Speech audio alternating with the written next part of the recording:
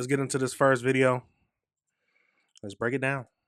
I do want to get back to the latest here on the assassination of conservative activist Charlie Kirk as we continue to learn new details here. Brooke Singman over at Fox Digital posting this a short time ago saying, exclusive, Charlie Kirk assassin Tyler Robinson lived with his transgender partner, according to sources. The individual, who is a male transitioning to a female, is fully cooperating with the FBI. Sources tell me the FBI had texts and other communications between Robinson and the individual that helped FBI authorities solidify that Robinson was indeed the shooter. Again, Robinson has been named the suspect and is in custody. The last question Charlie Kirk answered before he was murdered was, quote, "Do you know how many transgender Americans have been mass shooters over the last 10 years? Charlie replied, quote, "Too many." He was then asked, quote, "Do you know how many mass shooters there have been in America over the last 10 years? Charlie replied, quote, "Counting or not counting gang violence." Charlie was then assassinated. Again, those details there coming from Brooke Singman over at Fox. And we do continue to cover everything. Now, I just want to say, like always, but no matter how, like, this is how I feel. Of course, you're allowed to feel however you want to, but no matter what a person says, there are some things, yes, I did not agree with what Charlie said, but I will never advocate for violence or cheer or praise violence that happens to anybody who's just making their living, speaking who they making their living, speaking what they feel and what they believe. I will never advocate for violence.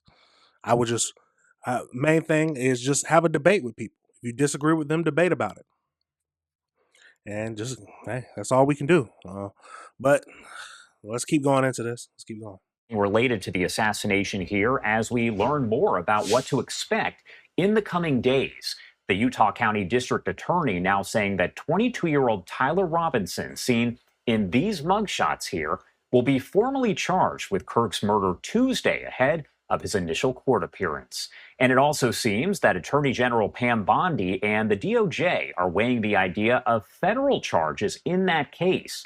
As for how Robinson was identified as the suspect, the FBI says his father recognized him in surveillance photos that were released Thursday as investigators did look for a person of interest. Those are the photos there on your screen. The Associated Press reporting that Robinson's father told him to turn himself in, and at first he refused, but then changed his mind. Now, we're also hearing from investigators that it appears that Robinson is not commenting here. He is not cooperating with law enforcement as they question him, working here to determine a motive. Take a look at this video right here as you can see students and others running here. We know that Charlie Kirk was shot there with a single bullet Wednesday as he spoke at an event on the campus of Utah Valley University where he was answering a question at the time.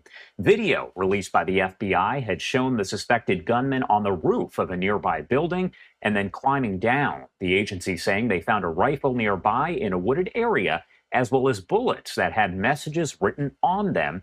And of course, Governor Cox went over some of those messages during a news conference after the arrest of Robinson. Again, at this point, we know that Robinson is expected to appear for his first court appearance on Tuesday there. It's not clear if cameras will be allowed inside of the courtroom, but if they are, we're going to make sure to bring those to you right here on Live Now from Fox. Okay. Well, let's get over into this next video and see what happens. See what's more details so we can see. Oh, wrong one. That's one right here. Let's get into it.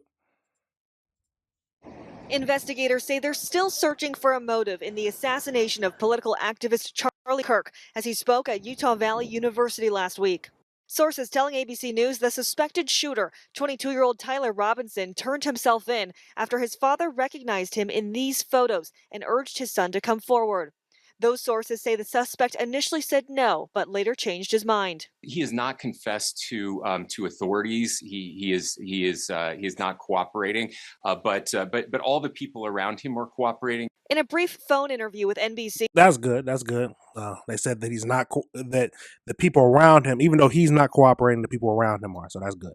President Trump repeated unfounded claims that what he calls the radical left is promoting violence. If it were up to me, I think you need to take the word radical and remove right or left. And radical coming from any direction is not good, it's not healthy, and it should be called out. Colorado's Democratic governor pushing back against the president's claims. This is about the acts of an individual, the inexcusable, evil acts of an individual.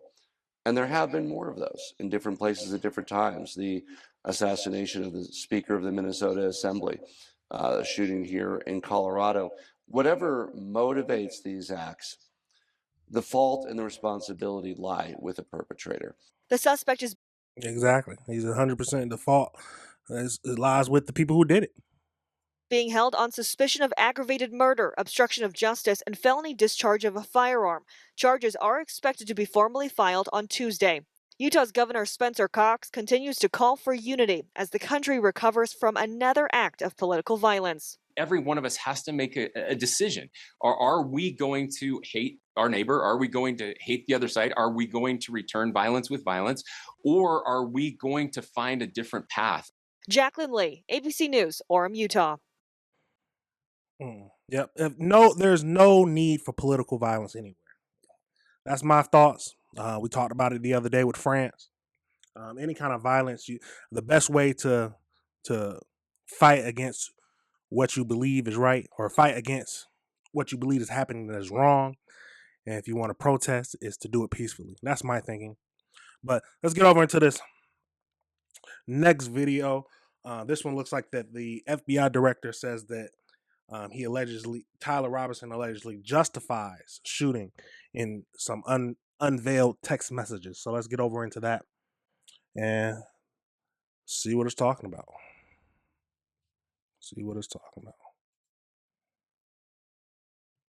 Let's get into it. Oh, hold on.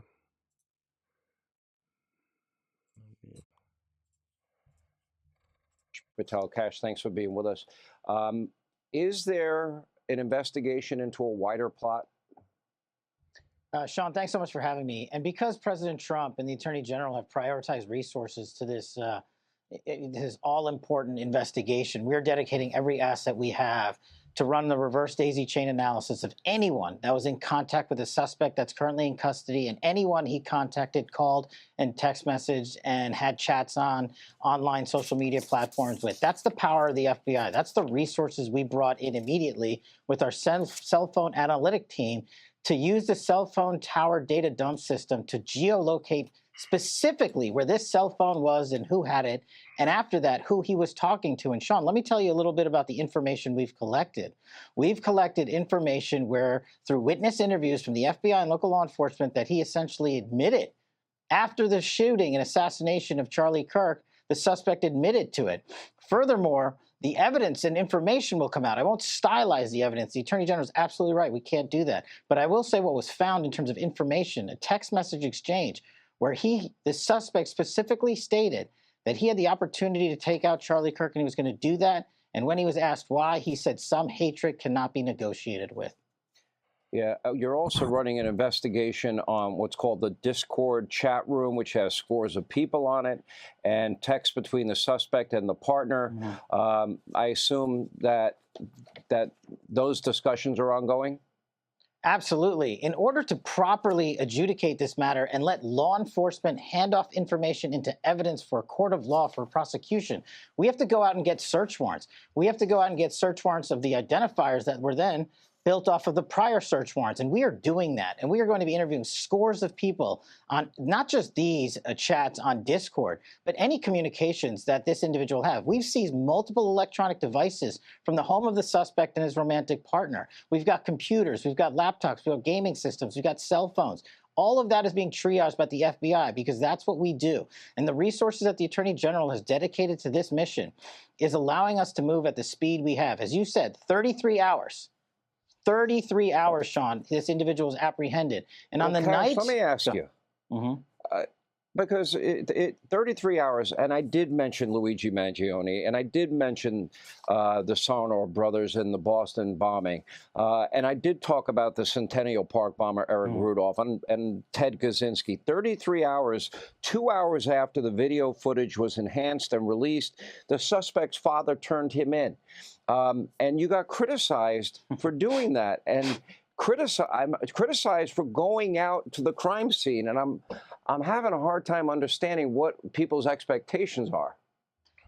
Sean, my expectation is deliver to the mission and the resources the men and women the FBI need and to produce. And that's what we did here. When you're talking about things like going out to a crime scene, that's how you investigate that matter properly. And when you're talking about why did it take 33 hours, well, I made the operational decision to immediately release enhanced videos and photographs of the suspect because the operational call that I made for the FBI said, we are about to smoke this guy out, and his family and friends and his internal network is going to assist it. And this is the operation I want to highlight in terms of transparency. The FBI is traditionally an organization that has not been transparent. My mission to the American public, as I said in my confirmation here, I am going to work with you to make this organization as transparent as possible, including during investigations, so that we restore trust in the FBI and the integrity of the FBI that was jettisoned away by the fools that weaponized it. And when I said that, I meant it, and you saw it in action, and no one should be criticizing anyone but me if they got a problem with it. The men and women of the FBI handled this brilliantly. And as you said, Boston and the Luigi Mangione case happened in downtown metropolises with thousands of people around, and it still took them 5 days. So if you got a criticism, make a fair criticism and bring it to my feet. And I promise you the men and women of the FBI will respond like we did in this manhunt for Charlie Kirk's assassin. Let me, to the extent you can talk about the possibility of a wider plot or other people's involvement in this, that would be a chilling scenario to me. John Solomon, who I'm pretty sure you know, had a piece out there about a radicalized group close to the area, up in the mountains. They seem to be very radical with the same agenda. Does that concern you, what you're seeing? All of it concerns me, Sean, but I can't divulge every investigative step we're taking because I don't want to disclose who we're going after and why we're going after them. Obviously, it's been leaked about this Discord chat, so we're going to discuss it a little bit. But what the FBI does is identify, catalog, and bring in experts. That's what we were doing. Round the clock, flying in people, evidence response teams, hostage rescue teams, special operators on our FBI planes, and transporting evidence back in real time from the crime scene in the West Coast to our labs in Quantico to address the situation of forensics immediately, and you highlighted the screwdriver that was found on top of the roof, and the towel in which the firearm was found, the ravine that I walked myself along with the rooftop. I said, we cannot waste a second on this DNA analysis, and we were announced today on Fox that the DNA was a positive match for the suspect in question. That's hard forensics at work. That's your FBI moving at rocket speed to deliver transparency and information about an ongoing investigation, and we felt it appropriate for the American public to know this. Wow. So that is the updates. That is the updates for what we know right now about Tyler Robinson. The news is reporting that, one, he had a transgender lover, or his boyfriend was transgender, or girlfriend was transgender, I'm sorry. And they have a positive match on the DNA that was found on the towels that was recovered that would wrap the weapon. But let me know your thoughts on everything. But yeah, but it sounds like he's not cooperating, but the people around him are. Hey, they're gonna find out what they need to find out. Absolutely wild, everybody. But let me know your thoughts. Let me know if you disagree with anything I said. And we'll just keep up with everything and see where this takes us. But all right, everybody, remember this is AC Reviews, the word